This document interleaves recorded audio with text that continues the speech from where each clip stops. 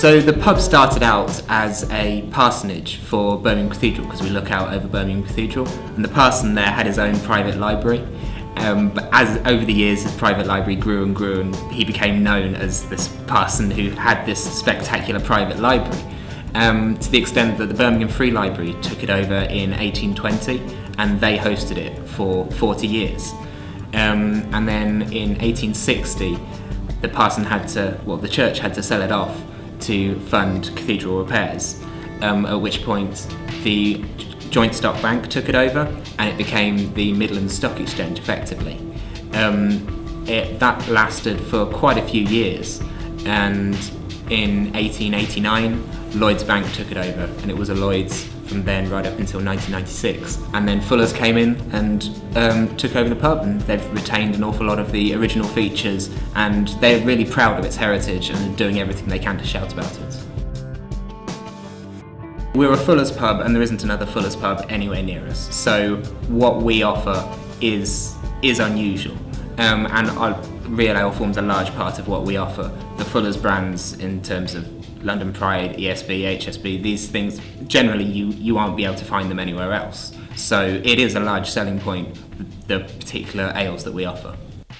Well, the Fuller's are a London brewery, but they just decided to take a chance a bit further afield, and they took a chance by opening a theatre here as well.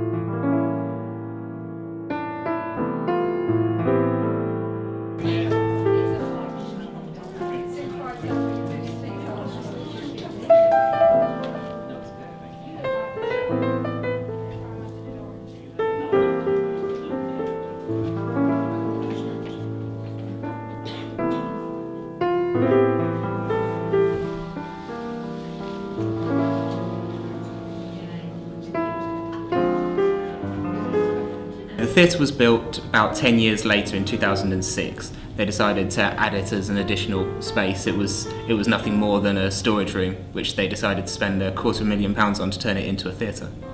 Predominantly we host plays, but we're interested in pretty much anything so long as it's quality work. I mean, we have a lot of stand-ups here, we have some music. We do everything that we can to support local theatre groups. I mean, we're just starting up a series of workshops to help theatre practitioners and writers and actors, and we're trying to make ourselves a networking base for all the local work, and then we're going to offer them discounted rates so that we can genuinely support new writing and feed into the creative communities in Birmingham instead of just feeding off them. There's this kind of symbiotic relationship between the pub and the theatre. Whilst we don't necessarily interact on a daily basis, we both help each other. Obviously, in terms of trade, we help each other, and in terms of profile.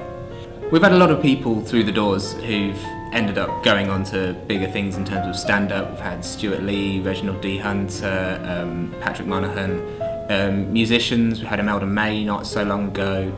And in terms of plays, we've had quite a few plays that have made national press.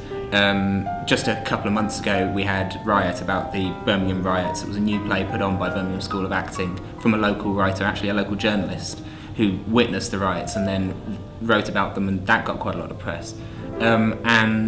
We do what we can to kind of take a punt on these things, because someone's got to support them and we're in a perfect position to do so. Well, so long as it's a quality show that excites us, then we're excited about putting it on. Generally it is plays though. We'll put on local writing, touring companies, especially we try to help new work as much as we can, so we might give them discounted rates or whatever we can to kind of help the local communities.